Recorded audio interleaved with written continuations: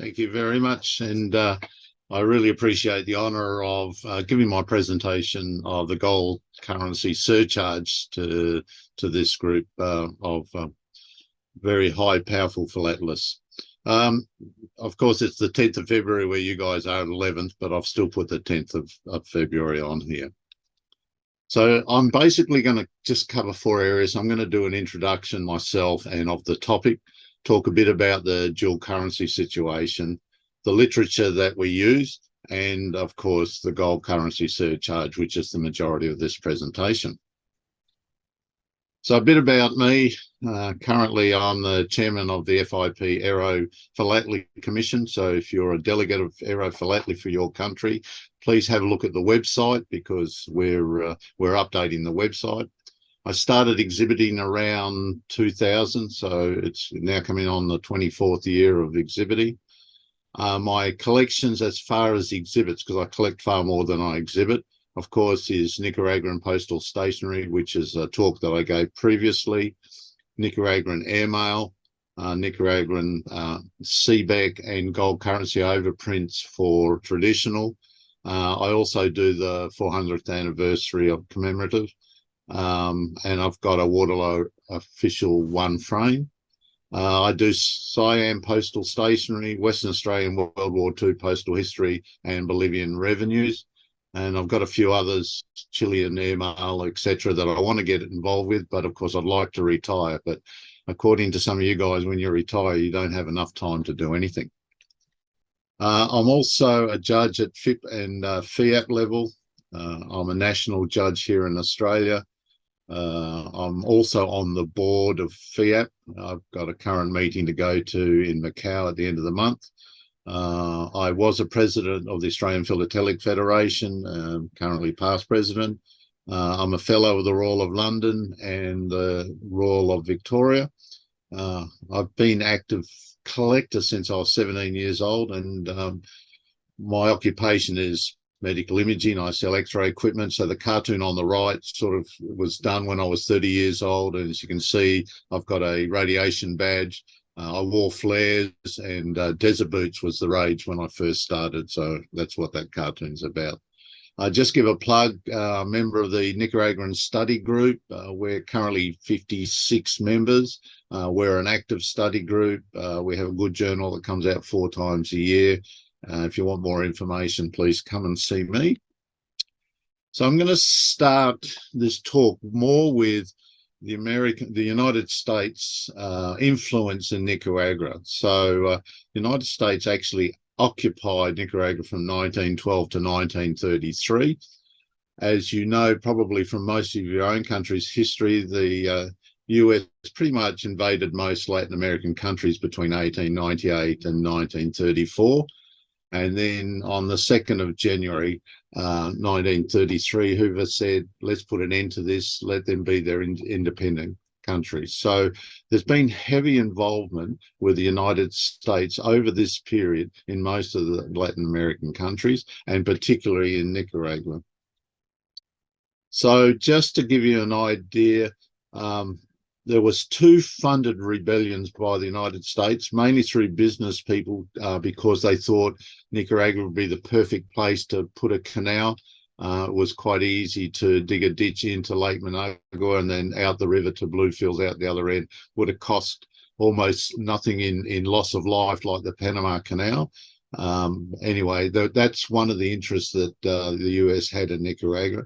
So there was the Estrada Rebellion 1909. Then Menza had a go at it in 1912, and then the US just went in with their Marines and just took over. So that's where they are for the occupation of Nicaragua.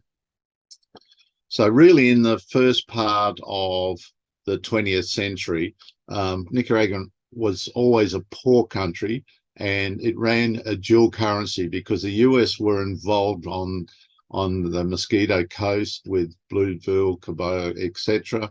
And the strength of their currency there was silver-based pesos, where the rest of the country was using paper-based pesos. And of course, inflation was just continuing because they just keep printing money. So there's been a dual currency from about 1904 And I can't find a lot of evidence of when it actually started exactly, but based on philatelics, there was issues of stamps, and I'll show you in a minute, where they overprinted for that particular region. So Nicaraguan required two separate stamp issues, basically because they couldn't afford the printing costs. They just started overprinting everything they had. All the definitives that they got all had short lives because of the quantities that they actually produced, and they often were not able to afford to issue new or print new stamps, mainly because they couldn't pay their bills. I say they couldn't pay their bills, and the American banknote basically said, well, find another printer, and that was pretty sad. But that's why there's so many surcharges in Nicaraguan, only because of this inability to pay their bills, and most of the overprints were done locally, and just a huge variety when you get local people doing the overprints. So here's an example of the Zelaya region. As you can see, the issues of 1901 and the issues of 1904. Basically, they overprinted B for Bluefields. You can see that they've got Dapto, Zelaya, they've got Coast of Atlantic, and the Bs, and C for Cabo as well. So each region just overprinted the stamps. So the value that they used on their stamps was different to the paper pesos. So in 1912, to solve the problem, they actually approached Waterloo to have two separate stamp issues to be issued in Nicaragua. So each of them were going to have 15 values. And unfortunately, Nicaragua never actually issued values solely for the postal rate. They just issued a range because of the inflation going on. A lot of it make up rate. So it's very, very difficult to find single issue covers, single stamp covers at any one time. So the Liberty issue was used throughout the country, and the locomotive issue was used in the Zelaya province. And the two definitive series would come out in January 1913, and the 15 stamps in Liberty design, but also they produced a blue only issue just for officials, so the officials had their own stamps.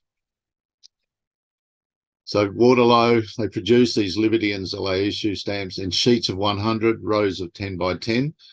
The original Liberty stamps were issued at 15 values, same as the locomotive stamps. So that's just examples. These aren't mine. I took them off eBay because I hadn't had time to scan any, but they represent the sets. So once the invasion of the US in there, the World Bank, which was controlled by the United States, said that they should change their monetary system, reevaluate it, get away from pesos, and they started the Codobla. So there was a monetary act, basically the Monetary Act of March 20th, 1912. The Codobla was going to be 1.672 grams of gold, which equated to the exact value of $1 US for gold. The silver Codobla that they made had to be 25 grams of silver, and minor coins could be nickel and copper. The amount of coinage would be determined by the Nicaraguan National Bank. Paper currency will be issued by the Nicaraguan National Bank, and the capital only was $100,000 or 100,000 Codoblas. There was 48 million pesos to be received and exchanged for Codoblas, and the ratio was going to be 1,500 for 100. So it was really 15 to 1 they were offering on the paper currency.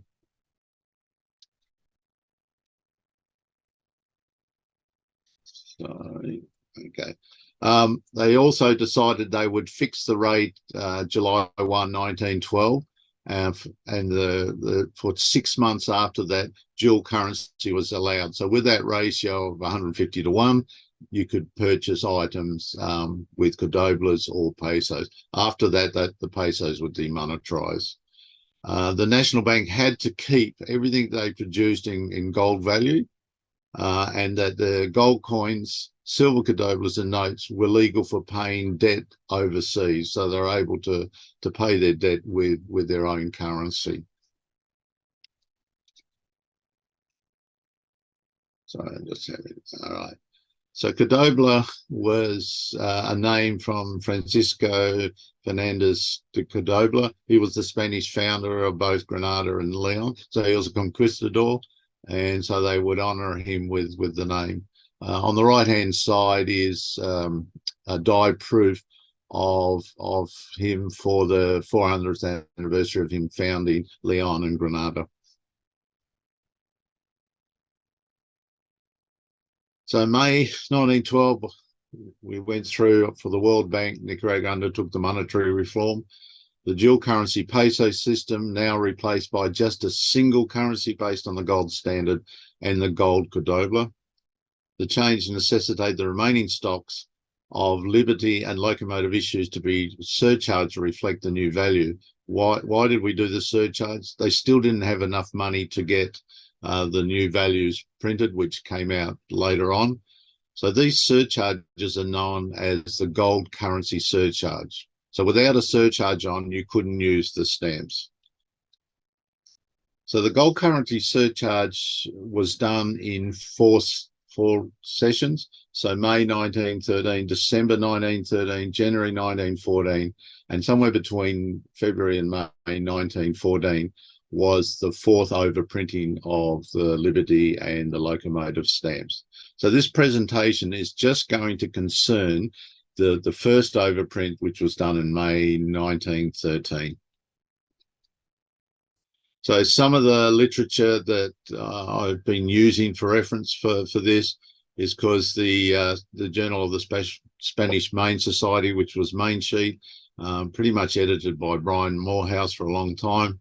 Our publication from the Nicaraguan Study Group, pretty much between Nicaragua, volumes 1 to 29, had articles on the gold currency.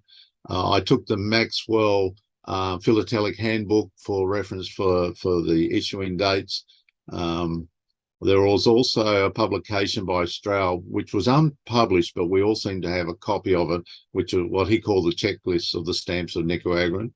And then Plan of Monetary Reform in Nicaragua, which was put together by Harrison and Conson on April 23, 1912, presented to the Parliament to vote on to be an Act of Parliament.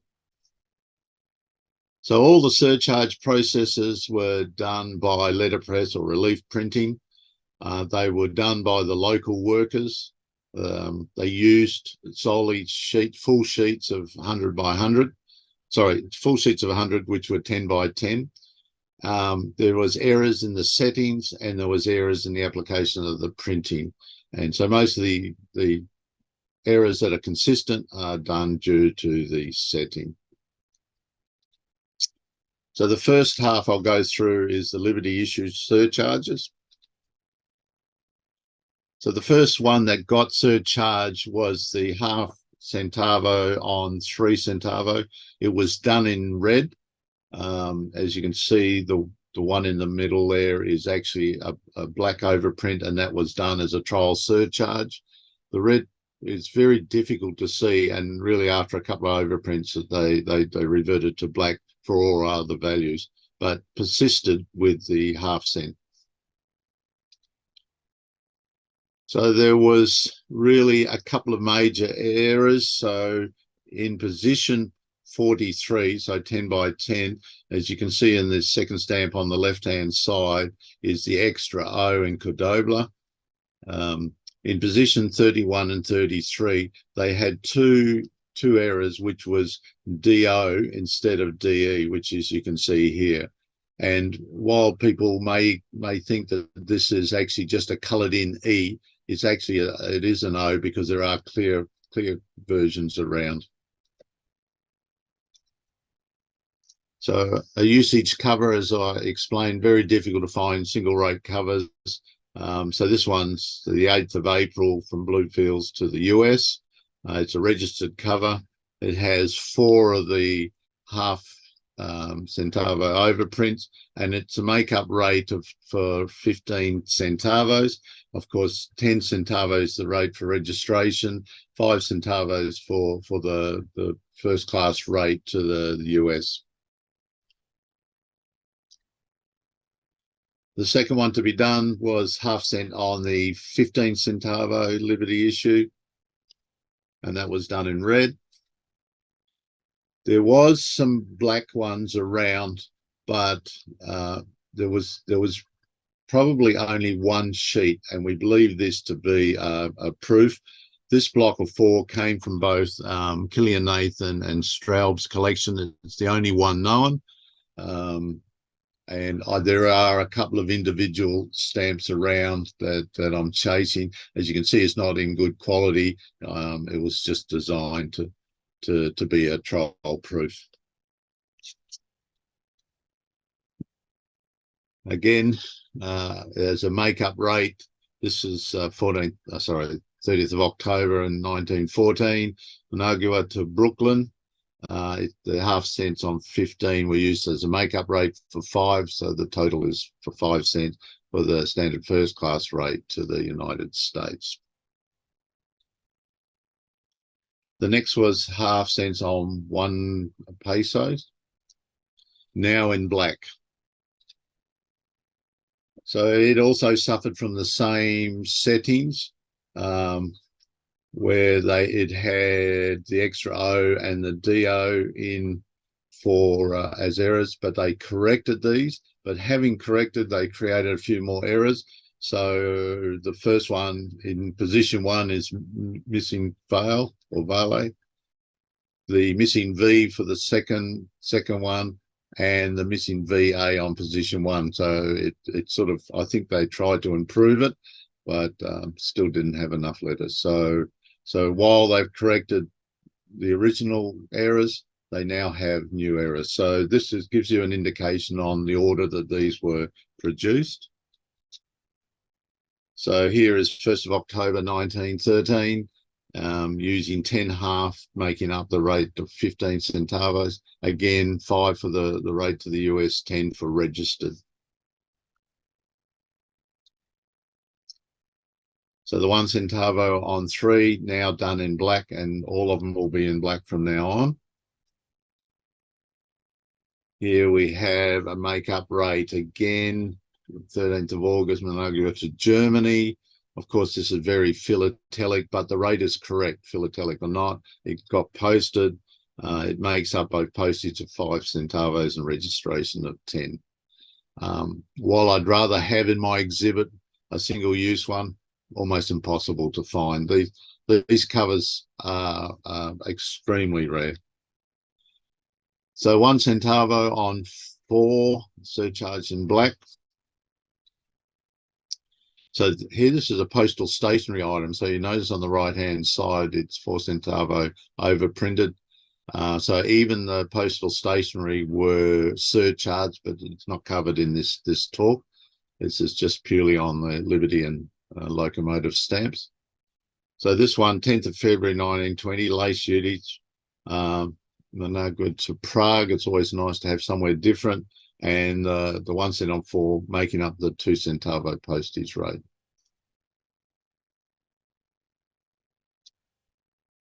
So the 1 centavo on 50 surcharge in black. Again, very few errors on this. So this one was sent on the 28th of October 1913. It was actually has a T marking on the right-hand side and manuscripted that there's insufficient postage. So it's franked with 3 1 centavo stamps. But of course, going to the US, it needed to be 5 or 2. So first class mail 5, 2 for second. So they deemed it to be first class and taxed it. Of course, the local rate at the time was 3 centavos. Before 1900, the local rate and the US rate was the same. So quite easily could have been a mistake by the person that wrote this letter. So 1 centavo on 5 pesos. Again, very few errors on this one. 1st of October 1913, Matagalpa to New York.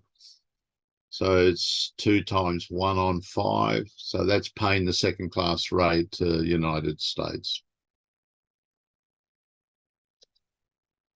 The 2 centavo on 4 are surcharged in black. So this is quite an interesting cover, 24th of December 1913 to Chicago. All right, it has a bisect. So because of the shortage of stamps, bisect was an acceptable practice in Nicaragua. However, this bisecting should have been done diagonally, and this one wasn't. So this one is bisected sort of in the middle. It's the only one that I've seen or the study group has seen. I think it's extremely rare and got accepted.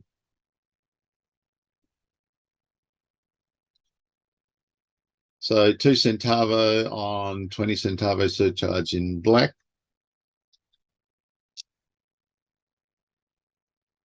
So there was an error with the DO for DE in here. And this occurred in position 89. So you can see that's the bottom block of 100. So that's consistent in position 89.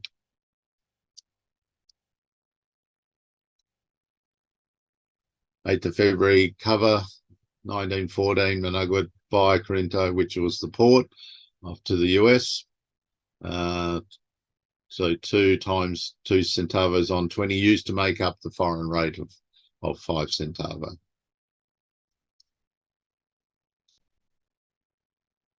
The 2 centavo on 25 surcharged in black. Again, on this issue, the same setting was used, and the DO for DE error in position 89 proved by the bottom right-hand corner block of the sheet of 100. And this is a cover to the US. It's underpaid by a cent going to Nicaragua from the US.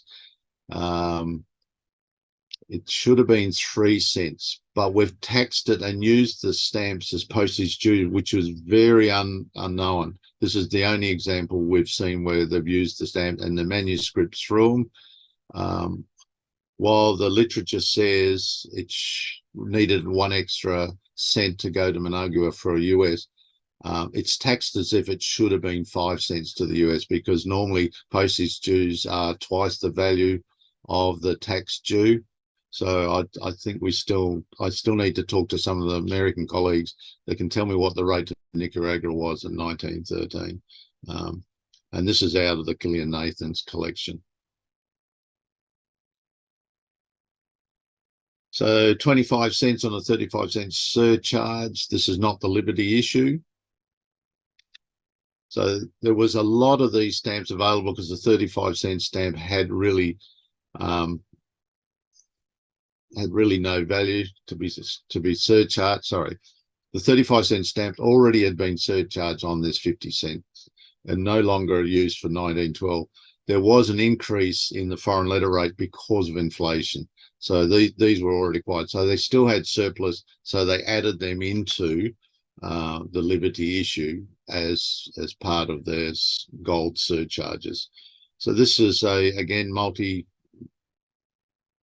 multi-stamp cover to the US, correctly rated.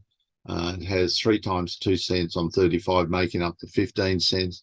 And you notice at the top right-hand corner, the actual overlap of the settings. So I imagine the bottom row actually missed out altogether. I can't see any other reason why that would be in the margin. I've seen it in no other margins. So that's quite an interesting item on a cover. So the 2 centavos on 50 centavos, the surcharge. Again, there was an inconsistency with the 3s. I don't know whether they modified some of the 8s by filing them down to make the 3s, or whether they just got different fonts. But there is a lot of different type of 3s in this issue. This is a bisect cover using the 2 cent stamp for it's a wrapper, a newspaper letter wrapper to Honduras. So just one centavo. So this is paid for the newspaper letter. 2 centavos on the 2 pesos, surcharged in black again. There was, again, some typing issues on here. As you can see, for Vale, it's got a B instead of an E, so we call it Vale. There's a missing V for Vale. There's a missing Vale altogether. And because of the offset of the D for DOS, it's now missing Vale and DOS. So quite considerable amount of errors on this overprint. So this is 19 December 1913 Riva registered cover to Costa Rica. It's got 2 times 2 centavos on 2 posts, making up the 5 cent foreign letter rate.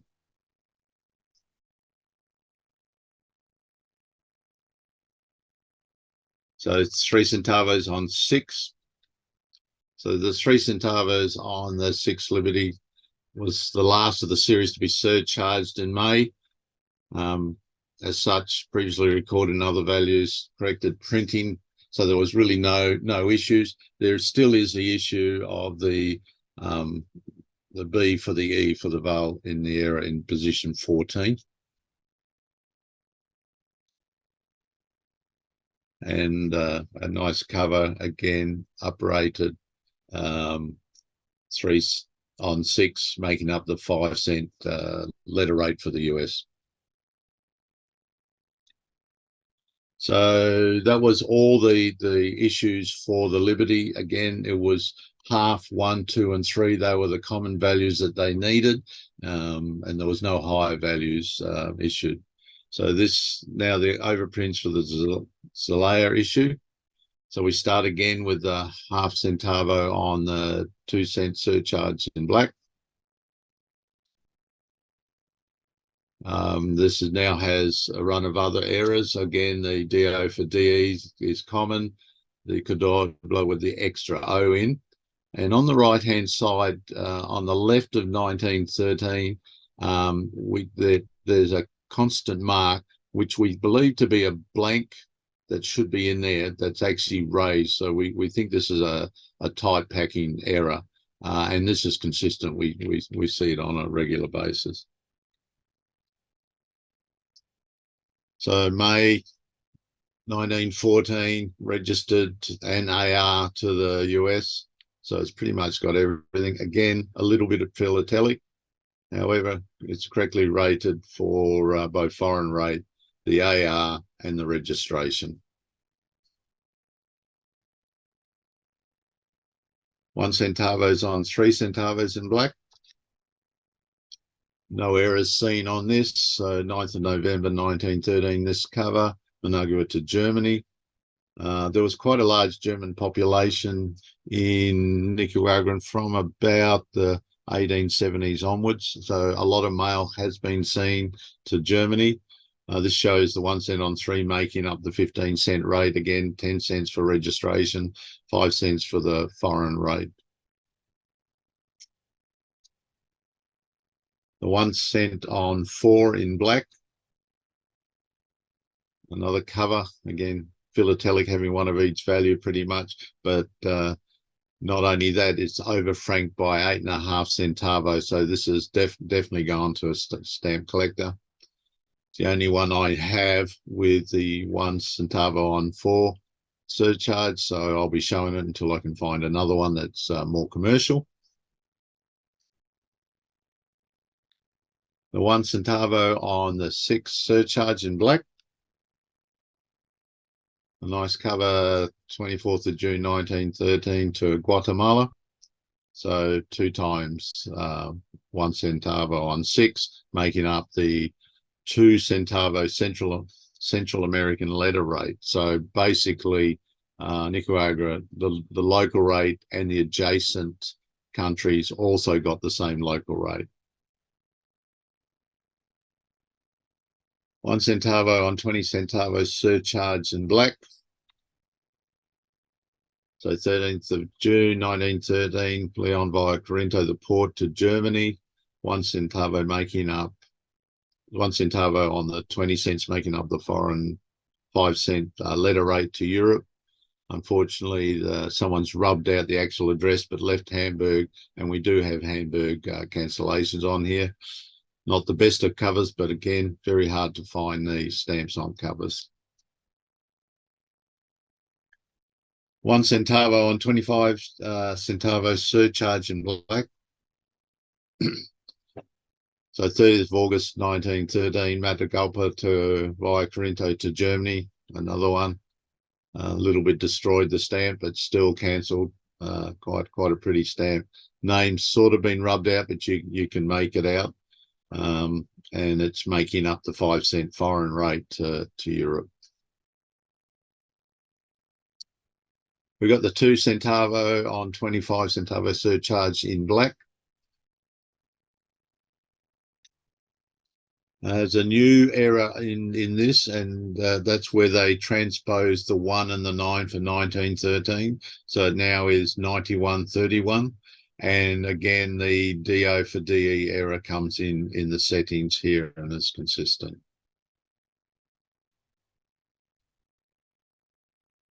Uh, 22nd of March 1914, Grenada to the UK.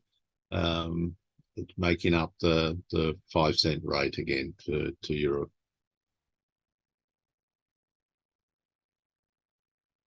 So we got 5 centavos on the 35 centavo surcharge in black.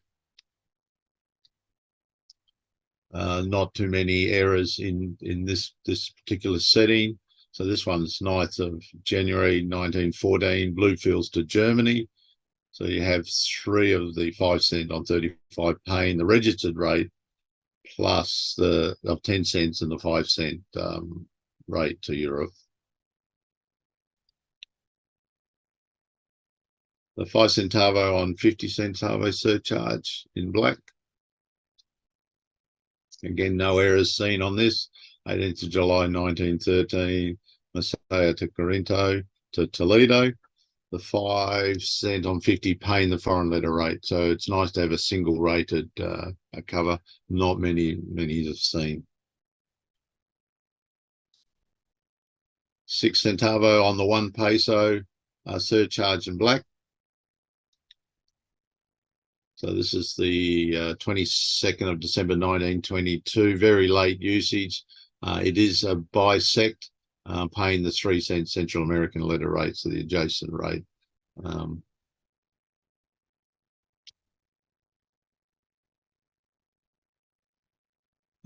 centavo on 2 pesos. There is now the large O in 10, so the top left-hand corner, as you can see, that 0 is different to the 0 and the 10 and the other 10s, and that's consistent in position 49 in a sheet of 100.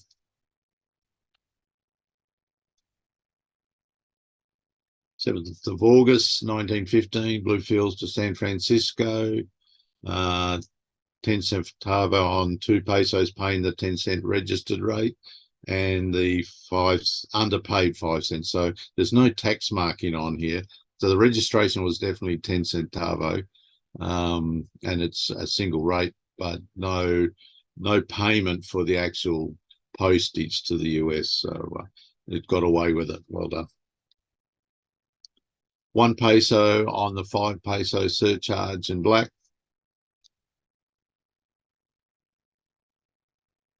So this is Managua to New Jersey. So it's 2 1 pesos and censored by the authorities. So I know very little about the involvement of Nicaragua, unless it was the Marines during World War I. So it's an area that I haven't studied and don't know too much about. So basically that covers, which is 5 frames of my display to probably go to 8. I'm happy to answer any questions, and I really appreciate you putting up with my presentation. Thank you. Thank you very much, Glenn, for this very interesting presentation. Okay, I do see some hands raised. Alfonso. Thank you, Glenn. Thank you very much for your presentation. I have a couple of questions. The first is why Nicaragua separate the overprint by provinces. As I saw in the beginning of your presentation, it's Celaya and Atlantic Coast. And the other question is usually to see in most of the Central American countries, all the correspondence was sent from the capital city. And in your collection, most of the covers are not from Managua. Okay, thank you for that question. So basically the Americans got involved with the Atlantic coast of Nicaragua for the, they had the banana wars they referred to. So there was banana plantation, coffee plantation, and they sent in the Marines to look after their farmers' interest in that area. And they were able to maintain the non-inflationary value of it. So they decided that really they should have their own separate stamps. It started around 1904, and I think it just involved, I can't find a regulation or anything that said this is what's going to happen. I think a lot of it is because US currency was used by the US Marines while they're over there, and eventually the businesses just wouldn't accept paper pesos. It had to be gold or US dollars, or there was nothing. So on that side. And your second question was, sorry, just remind me, Alfonso, what was your second? Why most of your covers are not sent from Managua? Okay. Well, first of all, these covers are extremely difficult to get, number one. And two is, as an exhibitor, if I've had every cover from Managua, these FIP judges would say, this is nothing interesting at all. So I go out of my way to buy covers from the smaller post offices. And also it does prove that stamps were sold in these smaller post offices. That's why the overprints were only 1, 2, and 3 centavos really in the beginning, because most of it was for local mail or to the US or to Germany. There wasn't any businesses that needed big envelopes, etc. So it's twofold. For an exhibitor, you need to have it interesting. And unfortunately, to get those smaller cities, you're paying 10 times you would for an inaugural cover if you could get it. So that's the answer. Thank you. Okay, and another one, the last. In Celaya and the Atlantic coast, the postal mail was managed by the U.S. Army or is managed by the Nicaraguan Post? I'm not 100% on this, but the US had regular steamships going up and down the coast, and most of it was just managed through various authorities. I don't think the Nicaraguan Postal Service actually organized this to go to the US. Everything that they did to the US was done through Corinto, the port. So if it didn't go through Corinto, it might have gone through Bloomfields, it might have gone through Cabo, but it normally went on an American steamship up to the US. Thank you. Jorge. A little bit late. I'm sorry for that. Very interesting presentation regarding a topic that is not common. But I noticed two things. Probably you mentioned this at the beginning, but I want to be sure. The first thing is how the overprints were made. They were made by hand, or they were made by... Yes, they were made by letterpress, so locally done. So they had letterpress. So each sheet was done one at a time. They put it in, it came down. So they were set with typeset. And that's why the errors are there, because they've had to set 100 different positions, 10 by 10. And my feeling is sometimes if they didn't have the correct letter, they would just put something else in good enough, or they just couldn't quite read it, because those fonts are quite small. I mean, I've got them quite large on the screen, but to be working on them, I'm actually not too sure whether it's a 5 or a 4-point resets, but that's how they done, and they were done by locals. the stamps themselves of high quality were issued by Waterloo and Son, but all of those overprints were done locally in Nicaragua. Yeah, good. Thank you. And another question, a cover that catch my attention was one that was sent to the Imperial German Consul in Managua, I guess. Can you show that cover again, Sure. please? Yeah. Let's see if Because that there is a cover that came from the US, if I remember, and they attach Nicaraguan stamps to cover the that was later.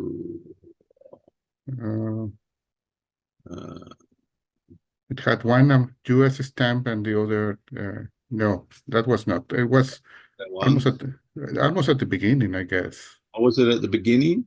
Yeah, almost. I was a little bit late, but it was one with one American stamp or US stamp.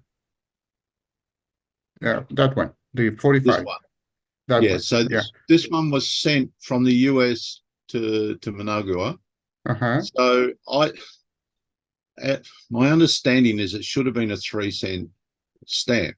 So it should have been 3 cents. However, we're using the stamps as postage dues. This is the only time I've ever seen it used as postage dues. And the total is 6 centavo, which would indicate that the tax missing is 3 centavo. So if it was 5 cent US to the to Nicaragua, then this is correct. If it's Oh, 3 okay. cents, I Okay. don't understand why they would have done it, because right at this moment, the Cordobla and the US dollar is identical, so it should match. Okay. Okay. Okay. So I I need someone understand. from America to tell me at this time what is the correct rate to Central America from the US. So I don't know, but thank you. Thank you. That's why I didn't understand this cover. Okay. Thank you. my feeling is, if it had been an official stamp, it wouldn't have mattered, because in Nicaragua, the officials, they just accept any rate, any value, nothing makes sense. If it's got an official stamp on, they just accepted it. So maybe that this is interesting that they've taxed this one to a German consulate. But thank you. Very nice. Very nice presentation and quite interesting. Thank you. Thank you. Hi, Glenn. I do have a question. First of all, very interesting presentation, by the way. Thank I you. have 2 questions. Number one, what made you collect Nicaragua? Okay, so 2004, the Nicaraguan Study Group president and secretary came to a show in Perth, and I was doing overprint mail, and I was collecting the Monmotombo Nicaraguan airmail overprints, because overprints is what I was specializing in. And they said, you should join the study group, and you really should just throw away all that other stuff and concentrate on Nicaragua, and we'll help you. So I was talked into it more than anything, and now I love it. I mean, as I say, I've got about 8 displays on Nicaraguan. Unfortunately, I bought a lot of the stuff from Brian Morehouse, and you knew that wasn't going to be cheap at all, but it is what it is. It's difficult to find stuff because people don't normally have it. The population around that time was about 250,000. There was only 84,000 voters, so there wasn't a lot of literate people to send mail. So I think that's what also makes it interesting for me, is the small numbers of everything. So when people say they've got a rare cover, and there's probably several hundred, most times when we've got a rare cover, it's only 1 or 2. So it's quite nice. The only one problem, I speak no Spanish, and I have to pay someone to translate things for me, and that cost me a fortune. As Heinz know, with my Bolivian revenue, each of the document I get translated cost me $200 to translate into English. So sometimes more expensive than the item itself. Let me see. And my second question, of all of those overprints that you just show us, are the quantities of each overprint known? We guess. Look, Maxwell has quantities in there. And the problem is we know that they've been overprinted over a period of time. And really the problem I have is total printing numbers I have, but for each of the periods that they overprinted, I don't have numbers. So there's still more research to do. One day I need to get down to the Nicaraguan archives and see if there's anything there. I know Ross Tower has been looking for me in places like Waterloo and American banknotes for printing numbers, but because they were overprinted in Nicaragua, I don't believe they kept accurate numbers. Okay. Final question regarding overprints, and there are several similarities between what you just show us of Nicaragua and what happened here in Honduras. Are inverted overprints known? No, I've not seen one. That's the one thing they seem to have got right. And normally with Nicaraguan, there's always a bit of shenanigans going on where someone would, pay someone to produce a set of inverted. So obviously the dealers weren't aware of the surcharge overprintings, and I think that's why the only mistakes we've got are genuine mistakes made by the printers and an application where they had too much ink or not enough ink. So that they tend to be most of the errors. Okay, thank you very much. Any other question or comment? I don't see any hands up, Glenn. So in this case, once again, congratulations for this very interesting presentation. Nicaragua is one of the countries that we have very few presentations about in Mi Oficina. So this is an excellent opportunity to get to know a little bit more of Nicaraguan philately. So thank you for taking your time to study one of the countries of our region. So thank you very much for this very interesting presentation. Yeah. Thank you very much. And I say I've got a few more. So if you want more Nicaraguan, I'm happy to present it at any time. Definitely. We do want more Nicaragua, right, Henry? That is correct. That is correct. You have, Glenn, you have one May 18, Saturday. May 18. I better write it down. I send you in the chat the revenue from Bolivia. Oh, revenue from Bolivia. Okay. Then I better talk to Heinz because he's judged it. He'll have to tell me if my presentation is good or not. Okay. He has been very helpful. Again. You can write me again. I will definitely, Heinz. Thank you. You're welcome. You need another $200. Oh. No, it's not for me. El día de mañana.